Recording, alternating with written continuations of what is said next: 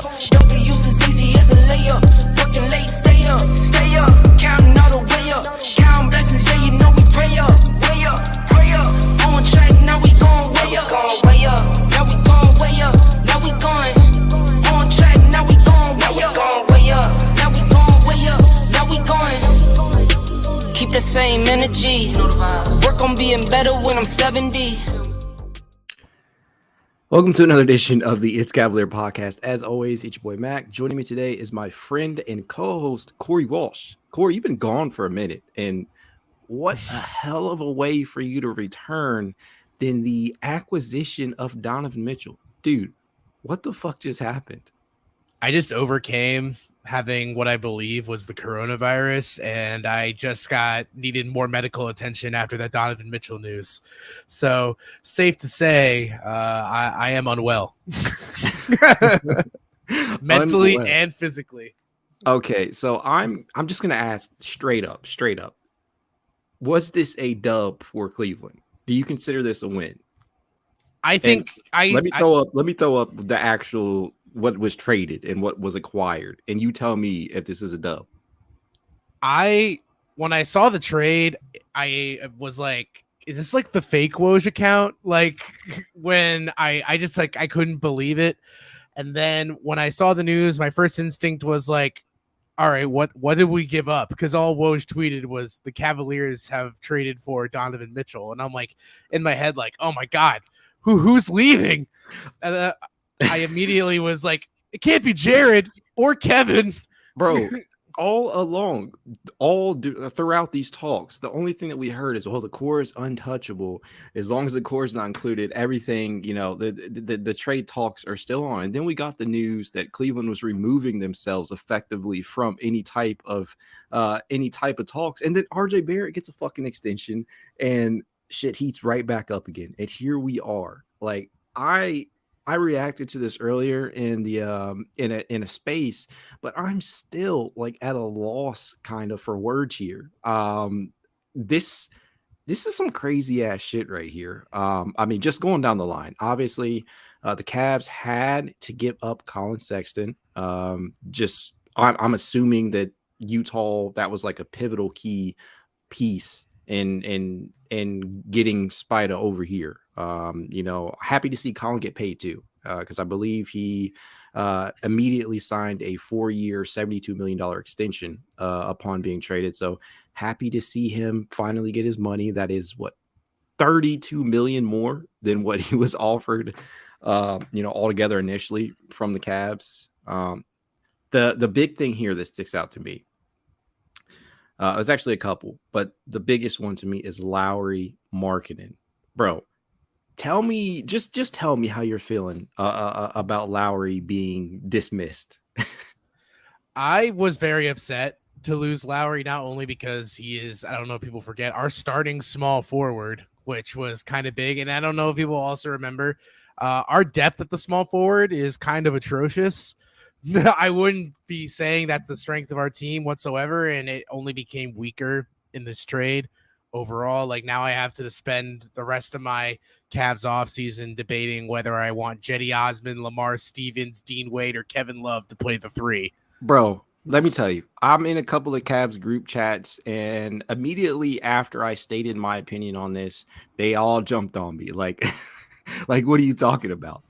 And I, to a certain extent, I get the happiness, I get the joy. I am excited. I really am. But I think people are really downplaying just how much Lauri meant to the actual lineups this past season. I mean, he only shot, I want to say, like, I got it down here. He shot 35.8% from three-point range, which isn't anything to, be super excited about. But when you think about the fact that Evan Mobley is still very, very raw in terms of being able to space the floor, and Jared Allen, outside of an emergency 3 here and there, is not going to do that. So, as you said, now we have to figure out what the hell to do at the 3, because as you also see here, the player who many thought would eventually take on that starting 3 role or 2, Ochai Agbaji is gone. I didn't even get a chance to love him. And the tweet right here obviously misspelled his name. Got to poke fun at that. But we are not going to get a chance to see Ochai Agbaji suit up in white and gold, and that kind of bums me out too, to an extent. After doing all that damn draft work, like I was telling you earlier, for the first round picks, this is how it all ends for him. And I wish him the best. I hope his career gets kickstarted, being on a Utah Jazz team that is sure to be able to provide him good opportunities. There will be a lot of opportunity. Yeah, but I am sad to see him go, because when you think about like 3-and-D, like wings, if you consider Agbaji like a true wing, I know a lot of people don't, but if you do, he was kind of like the closest thing that we had, because Isaac Okoro has that D, the defense, but he doesn't have the 3 yet on a consistent basis, even though he shot 35% from the field last season. Just not enough volume to really feel great about that. Not to mention, bro, he's undersized at 6'4". So that leaves you with 3 legitimate options, right? Dean Wade, Woo! who, this is the Dean Wade podcast, the official Dean Our Wade time podcast. is now. Dean, if there's ever time for you to get your ass on the show, it's now. Lamar Stevens, who, I wrote about recently, a couple weeks ago, about him potentially taking a breakout, but not as a starter. And Karis LeVert, who at 6'6", 6'7", is got the length and the wingspan at 6'10" to be an impactful defender, but hasn't done it. And guess what? Karis LeVert has also not played more than 60 games in 5 seasons. So those are kind of the options right now. Oh, let me throw in Dylan Windler. I was going to say, Mac, I think it's been thrown under the rug by every Cavs fan that the Cavs really went out of their way to make sure that Dylan Windler would secure the 3 spot. All they had to do was trade away 3 of their best players. Look, whatever, Dylan has now a built-in last chance here. This move has freed up enough spaces for Dean, Lamar, Dylan, Jetty, whoever else could potentially, have that last shot at securing a role here. And Dylan Windler just basically gave the Cavs the equivalent of the swap hands card in Uno. He's like, here's your roster. You're about to swap it, and I'm in it. Let's go. Right. And so we just got asked here, does Karis LeVert start over Okoro at the 3? Yeah. I mean, we literally went from, Karis LeVert should start over Colin Sexton because of the size concerns, because of the fit concerns at the 2, to Karis LeVert having to play at the 3, having to start at the 3. That is fucking crazy to me. See, I'm not in the same boat as you. I don't want Karis LeVert starting at the 3 at all. I also don't want Okoro starting at the 3. I feel like right now it has to be either Dean or Jetty. Lamar. It's Dean or Jetty to me. Okay, so you can make give me your rationale for Jetty over a Lamar or Dean or Dylan. Because the important thing about Lowry was that he was one of the very few Cavs that was a floor spacer for us, and now it's basically yes, Garland and Mitchell are floor spacers, but at the 3, we're not going to say Mobley and Allen have an outside shot, so we really need at least one other person to threaten defenses. And unless Mobley becomes like the second coming of Chris Bosh from the 3-point line this season, I don't really see a world in which that's going to happen. And I don't want Jetty starting at all. I still now feel like there's a ton of moves left for the Cavs, and we have a lot of roster spots now open. So there's probably going to be another small forward that gets brought in eventually. But for right now, I just need another floor spacer. And if you want to really keep the tall ball lineup, you're going to have it be Dean or Lamar.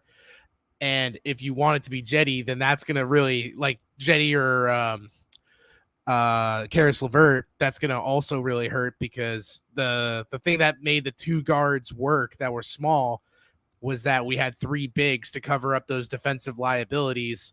And we can't have Karis LeVert out there and have 3 players who don't really play defense and then tell Mobley and Allen that, hey, you're going to do cleanup duty for the entire game, especially because it's more likely than not that Mobley or Allen are going to be the only one on the floor of the 2 at a time. It's only going to be the start of the game and end of the game that we're going to have the 2 of them there.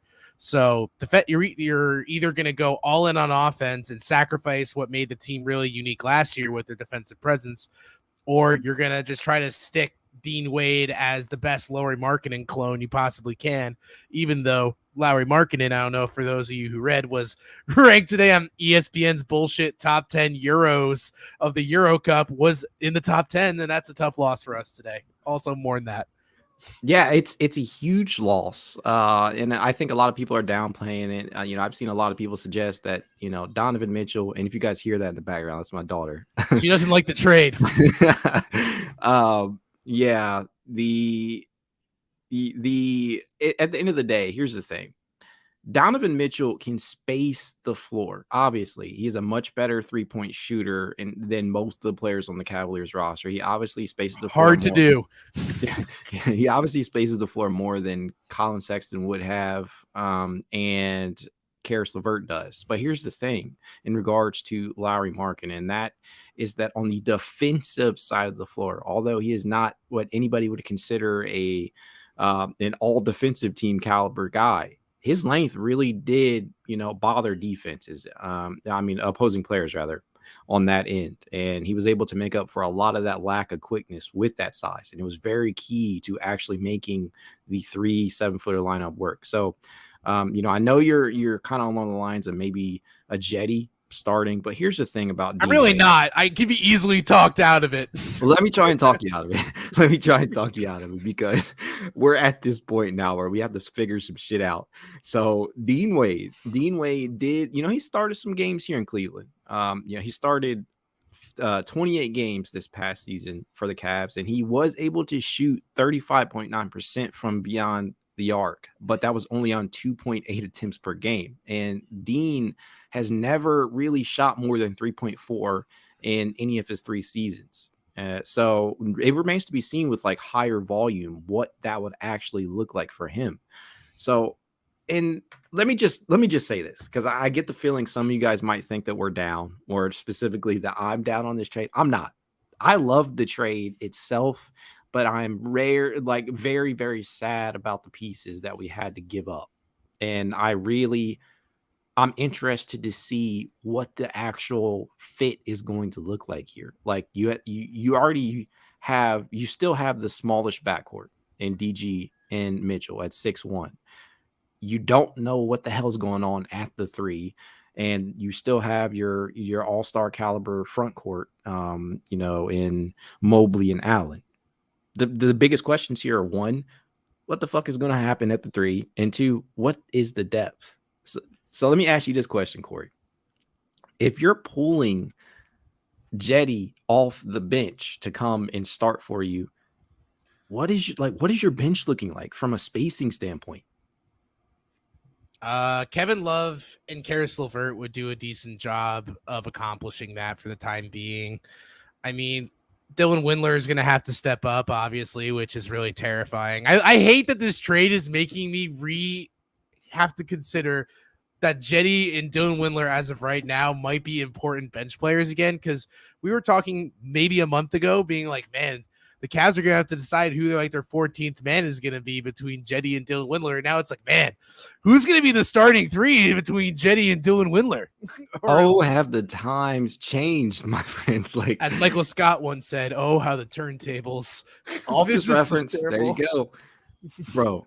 I'm just like, I'm here, and I'm just trying. I'm simply existing right now. Like, I don't know how to really feel about this. I'm happy. And after sleeping on this, as I said in the space earlier today, I'm probably going to feel really fucking good.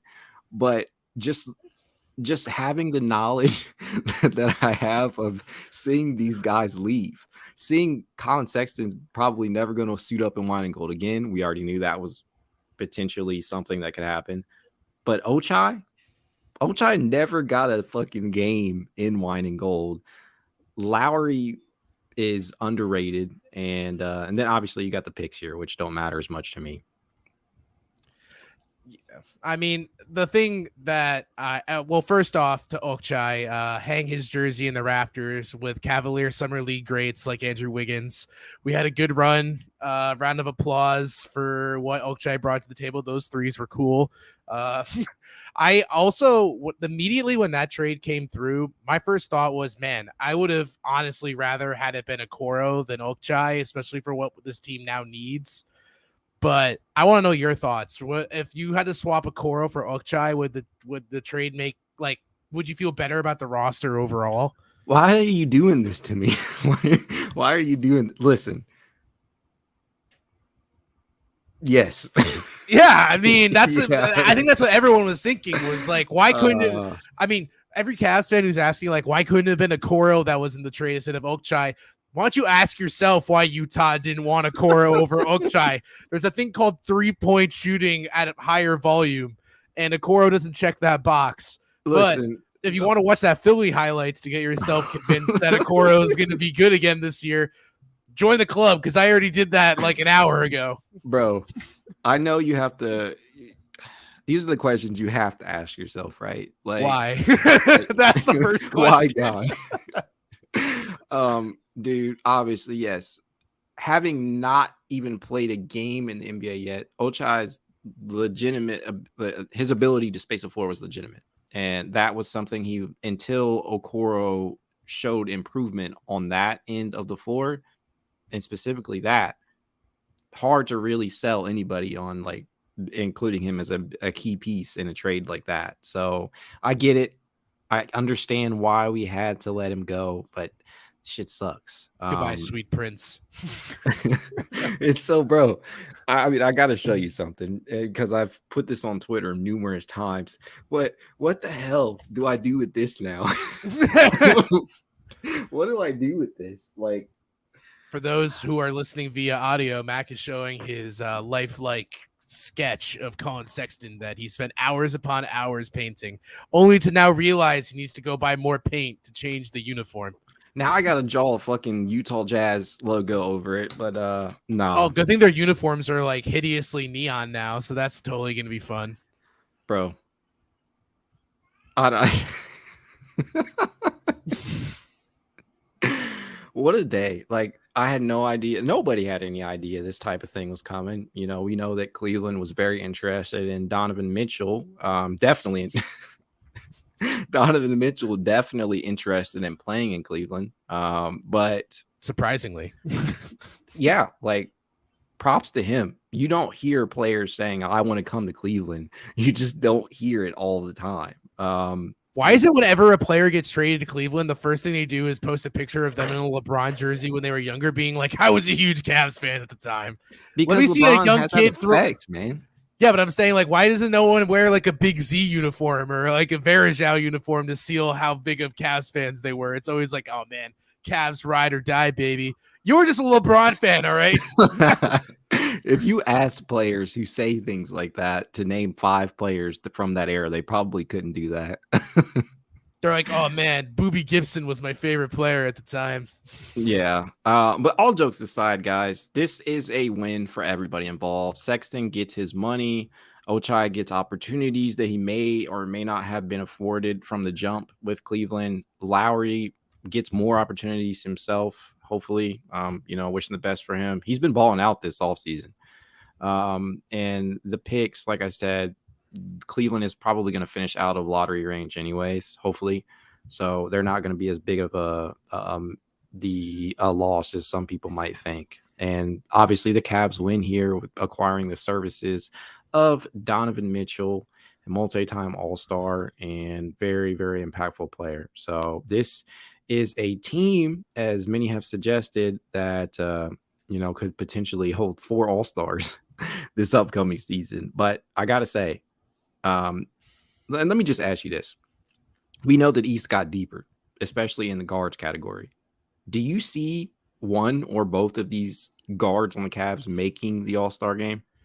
I actually feel like this trade hurts both of their ability to go to an All-Star game. I also, like, my biggest question for me now is the only way that I feel like this works 100% for the Cavs is that if Darius still is the one who drives the bus for this Cavaliers offense, is when the Cavs will be like at their most optimum level of offense, because taking the ball away from Darius, yes, he's a good like catch and shoot off the dribble guy and catch and shoot just like on the wing. But I just feel like in order for this team to thrive, it needs to be Darius's show. And I'm not saying Donovan Mitchell needs to score like just 20 points a game.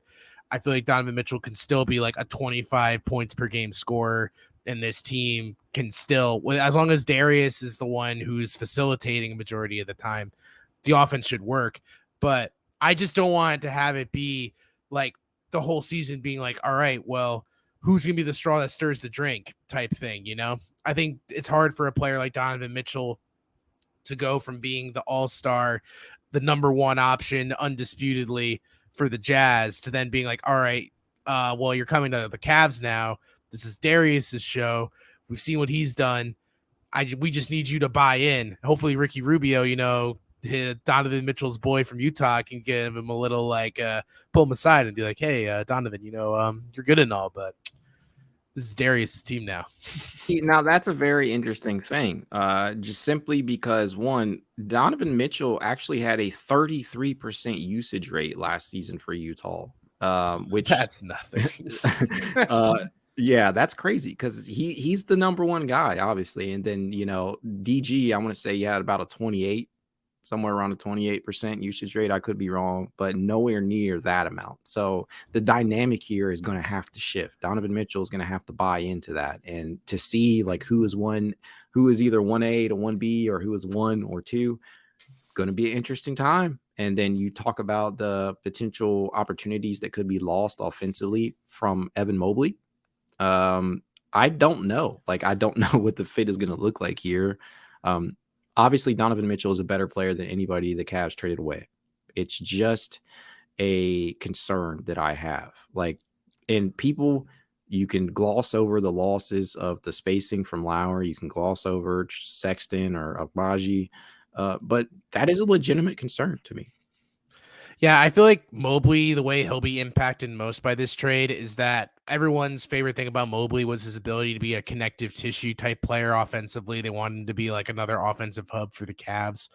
And he's now going to have to like figure out how to not be the secondary ball handler on the floor with Darius. Now he's going to have to literally be like, if the ball's going to have to go up top to Darius, Darius will have to pass to Mobley, and then Mobley's going to have to make a quick decision pass. He's not going to be the one that kind of orchestrates the offense. It's going to be just quick connective tissue type passes off the elbow or something, because Donovan's going to want the ball just as much as Darius does. And that leaves Mobley in a position where it's going to kind of take away from some of his strengths. So I'm pretty interested to see how it affects his facilitating. Otherwise, I think Mobley will mostly be unaffected overall. Yeah, I mean, that's valid. I think that, you know, when you're talking about the differences between front court touches and the back court, I think Mobley is probably going to be okay, but there's still a dynamic here that I'm very interested to see, especially considering who is going to suit up at that 3 spot. Donovan will have to buy into what the Cavs kind of have going on here. He's not going to be a one-man show. And I think it's important for us and him to understand that. But my question for you, my friend, is we've seen the trades that have gone on this offseason in regards to, you know, Rudy Gobert and Donovan Mitchell, obviously now, and DeJounte Murray in Atlanta. And KD obviously staying with the Nets after holding much of everything up this offseason. Does this trade actually put Cleveland in a contender status this season? I don't really think so. I think the team's too young overall, and I don't necessarily think that the roster is a cohesive fit right now. I think it's really easy to like just look at like put up the ESPN graphic being like, here's the top 5 for the Cavs. Who could beat this? Top heavy as shit. That's what it is. I mean, it's like, in my opinion, the Cavs are 6.5 deep. I'm counting Rubio as a half, but you don't give love. You don't put love in there. No, yeah, I'm saying like, okay, like, I got you now. It's Darius, it's Mobley, Allen, Donovan Mitchell, Kevin Love, Karis LeVert, and then the half is Ricky Rubio. Like, those are the 6.5 players that I feel comfortable with. Everyone else is pretty much a question mark for me. I think that's fair. I mean, when you consider the depth that we lost, and people are saying, oh, we lost one rotation player from this past season. Kind of not. I mean, when you look at where Cleveland finished last season, it was clear that they needed a bucket getter. They got it in Donovan, but you shipped Colin out. So technically, I think we just swapped bucket getters. So like we made a minor upgrade, in my opinion, for a bucket getter. Yeah. I don't like. I don't know how to feel in comparison to those two because that's actually one thing I did in your absence is give like a comparison. I don't know if you actually listened to it. I The listen to rant all that I your gave. stuff, Mac. Thank you. But yeah, I mean the head-to-head comparisons didn't really move me on who was actually a better player. Obviously, Donovan is a considered a better player at this point. There's nothing wrong with saying that, but the gap wasn't like huge. You know, he spaces the floor better. He's a better player. He's a little bigger, despite the height, but the size concerns still remain. And you know, a big component of this is how it shifts the lineup in other areas. Like Karras goes, like I said earlier, from going from a starting two to potentially being a bench player or a starting three. That's crazy to me. I'm wondering, I feel like there has to be like another move left for this team. I think in some way it's going to have to be either Jetty or Karras in some kind of package deal to ship one of them out for like a quality starting three. And I just can't figure out who that's going to be. A part of me was really wondering why the Cavs didn't try to finagle like a Bogdanovich return in the trade. I know he has a pretty decent cap hit overall, but Jetty makes a decent amount of money. I mean, Karras makes a decent amount of money as well. And I feel like you could have just tried to finagle something to get in return. I was kind of shocked we only got Mitchell in return. I was expecting like a salary dump, Like a Bogdanovich or a Clarkson or something. just kind of some dump in general. Like I wasn't even expecting it to be a useful body, but another body would have been like how we basically got Torian Prince for in the Jared Allen just because he wanted contracts to match. But you know, at the end of the day, I really just don't think this Cavs roster is what we're going to be seeing on like opening night for the Cavs. I think there's still some wiggle room left. Even Chris Manning of Fear the Sword said this is definitely not like probably going to be it. Like there's a lot of moves that can be left on the table. And if Karis LeVert's our starting three, I might be nauseous. That's fighting words for some people, I suppose. Yeah, like I said, I mean, he goes from potentially starting at the 2 to potentially starting at the 3. So that's kind of a big deal in regards to the fit here defensively and spacing wise. But I mean, we could see another deal on the horizon. They've opened up some space. I think they got a trade exception from this. There's a couple of tools at their disposal to continue upgrading, and we could see Karras or Jetty or anybody else not named in the core moved.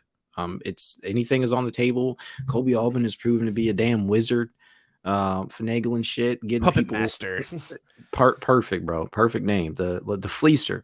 This guy just pulls deals out of his ass. Apparently, like I don't know how he does it. Do you consider him to be the best general manager in Cavs history?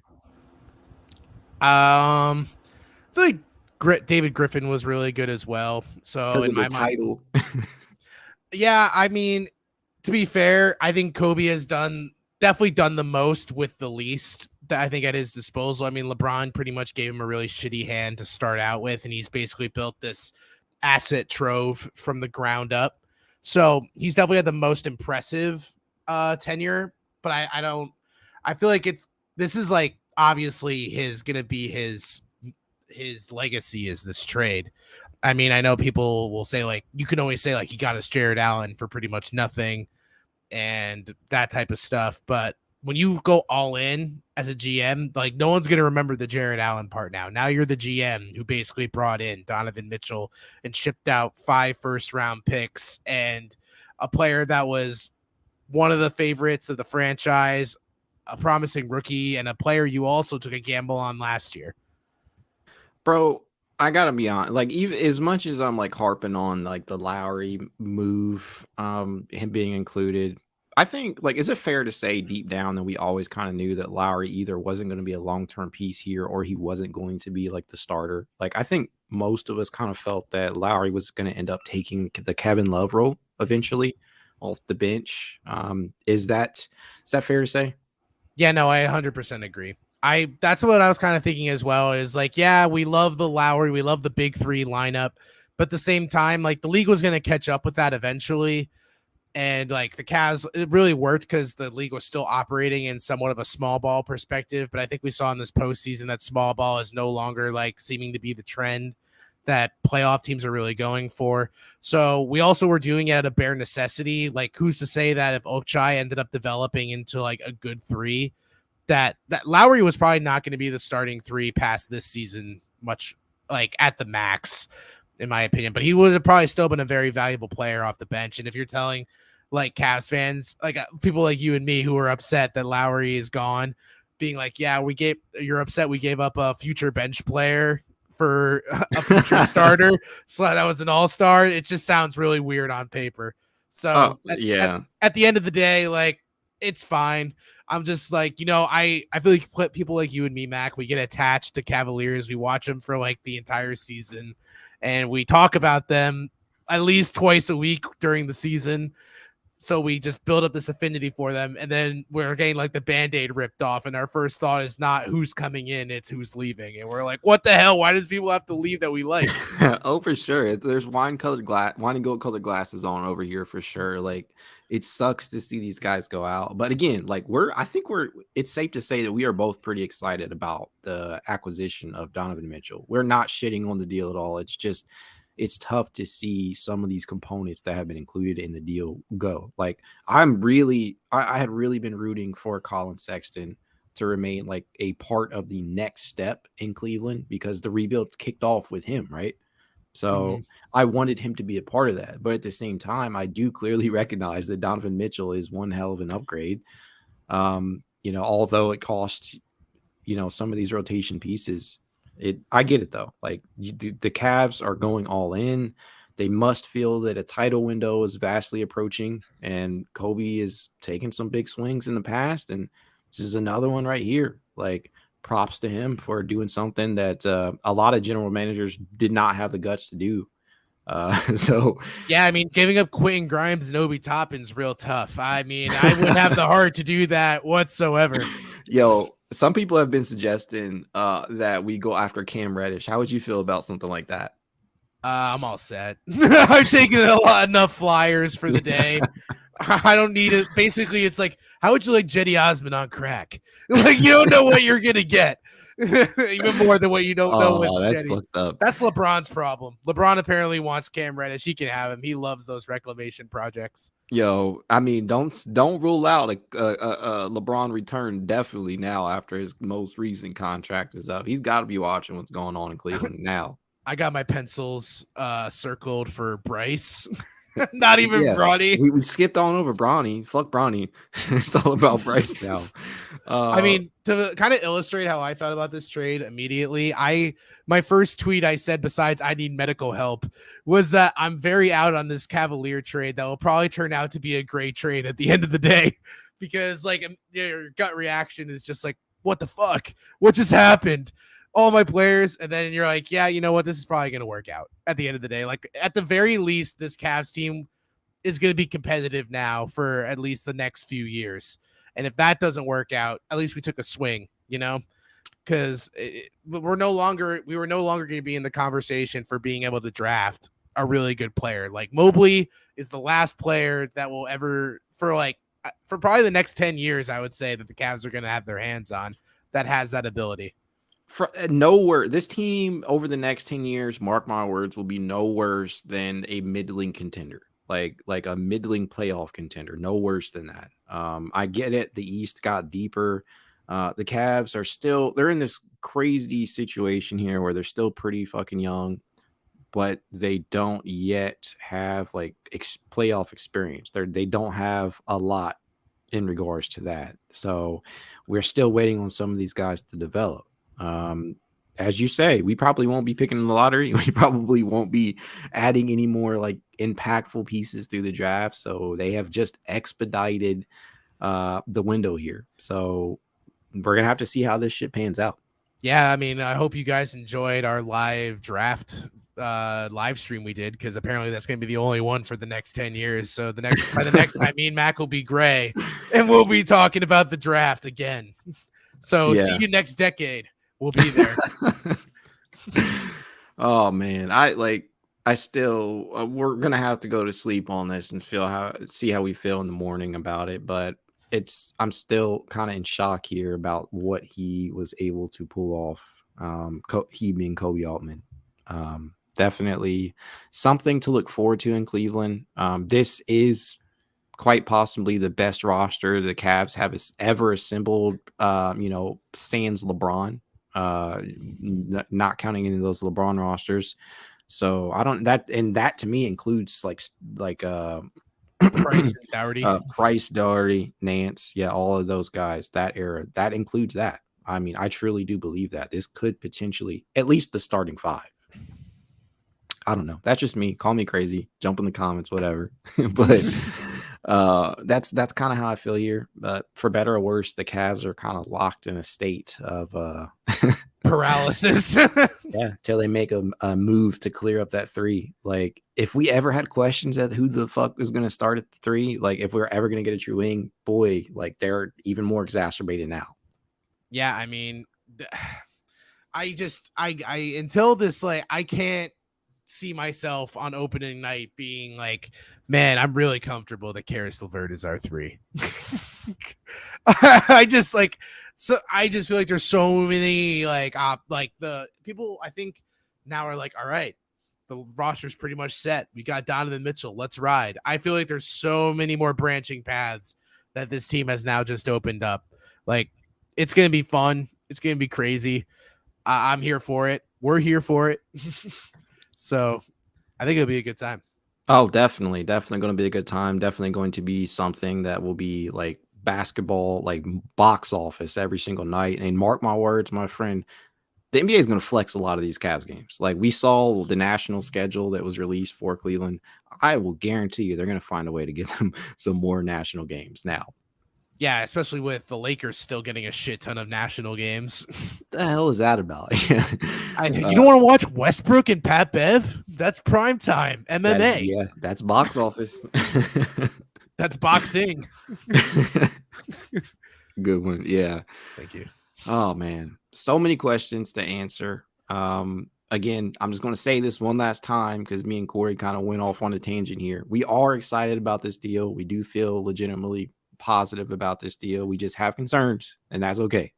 Mac, I want you to give you your quick thoughts, official letter grade for this this trade. Right now, I'm going to give it a B-. And that can raise to an A+. That is such a wide margin. No, bro. I said B-. Dude, it's like an 80 to a 100. Bro, B-. Here's why. I give it a B- because this significantly fucks up things for the three. Like, until I see that Dean Wade, Cedi Osman, Lamar Stevens, whoever else that I may be leaving out here, Isaac Okoro, Dylan Windler, Karis LeVert, whoever the hell you want to put at the three, until I see that any one of those motherfuckers can actually soak up minutes at the three, starters minutes, mind you, and can be like a truly impactful player consistently, till then, it's a B- to me. I thought I was going to be on the lower end of the spectrum, but now that Mac is giving a huge asterisk-filled B-, that can turn to an A+. That's Why are you playing me? I'm going to give it a D, but there's potential it could be an A+. Hey, I didn't go low on it. I mean, you get a B, you're still doing pretty good in school, right? That's a B-. That's something that people are proud of. That's below a 3. I'm proud of it. I would probably give it a B+ just because of the talent that you acquire with, like, in retrospect, how much you gave up. Especially when you think about like what you said, all the other trades that have been on the table. Like, compared to the Minnesota Rudy Gobert trade, the Cavs basically swindled the Jazz, in my opinion. I think the lifespan of a Rudy Gobert type versus the lifespan of a Donovan Mitchell type is drastic. Like, Rudy Gobert can be great at the same level he is now for the next 3 to 4 years before I feel like a decline would happen. Donovan Mitchell has at least 5+. I mean, it's really all going to turn out and see how this offense looks. I just hope that it like doesn't cause any rifts because there's a lot of Donovan Mitchell. I feel like is an ego, and not I'm saying in a negative way. Just like players that are that good have to think highly of themselves to be that good. You kind of have to, I suppose. Yeah, I'm not saying like Donovan Mitchell's a dick or anything, but Are you sure? I mean, when you compare him to Dean, who's so humble that rejects all of our messages, I would say I think at the end of the day, a B is pretty fair. I think if the trade gets us to being very competitive in the East, like a consistent top 4 threat in the Eastern Conference, I'd give this trade like an A. At the end of the day.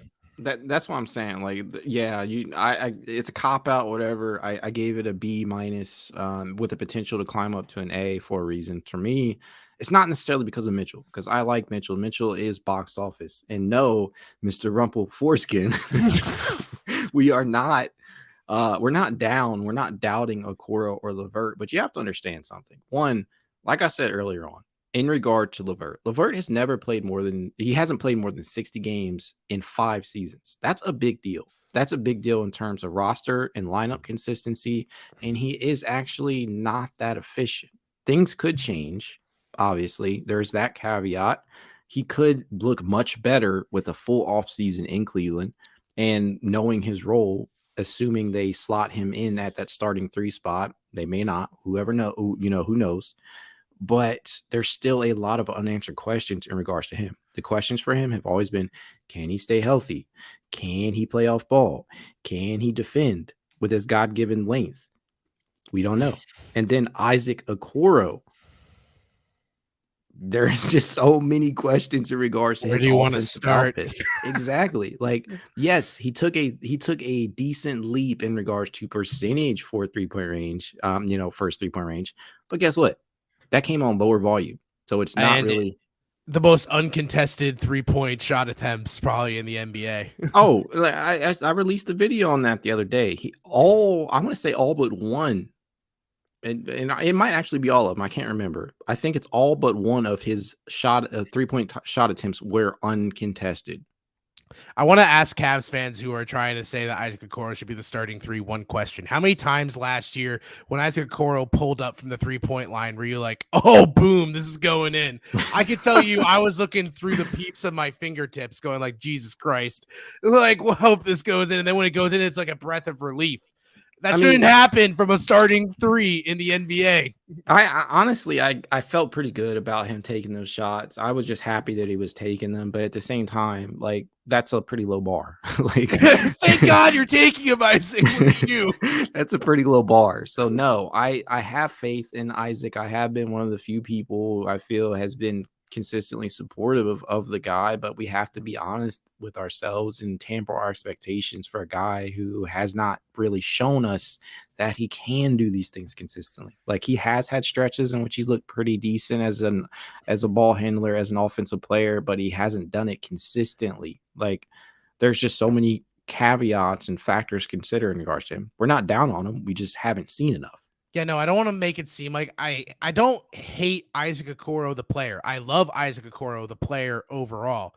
I don't love Isaac Okoro, the starting 3 for the Cavaliers, who needs to stretch the floor in order to make an impact offensively. He's also 6'4", 6'5". He's not as what you can consider a typical body at the 3 either. We've seen what Isaac Okoro at the 3 looks like from his rookie year, and it was yes, he's our best defensive player on the floor for a perimeter defender, but I don't want to have to watch him go against Paul George and LeBron James types all year again, and that's pretty much going to have to be. I'm just hoping we find someone who can play defense and be an adequate. We just need a 3-and-D player, like veteran player. It doesn't need to be one of those higher ends. We could find like a cheap Rocco type who's really not really a good 3-and-D player technically, but you get my point. Like, that's what this Cavs team needs in order just to be a quick plug and play, and then I'll feel a little more confident with the starting 5. Somebody suggested to me that the Cavs go out and try and acquire Larry Nance Jr. back to try it. I was honestly grinding in my head, like, who should it be? And then, like, Josh Hart wouldn't be that bad either, but, Shit. We just had CJ Miles on this show. CJ, Call the Cavs up. Yes. There's some open roster spots, buddy. TJ, your time is now. Just don't have your internet cut out again during the call. Oh man. Yeah. So again, guys, we're feeling good about this trade, but as we always tell you, if you'd like to reach out to us, you can at It's Cavalier _pod on Twitter, TikTok, Instagram, YouTube, and more. If you'd like to be added to the exclusive It's Cavalier Discord chat, you know what to do. Leave a rating, leave a review, send a screenshot of said review to itscavalier53@gmail.com, and we will personally invite you. And with that being said, go Cavs.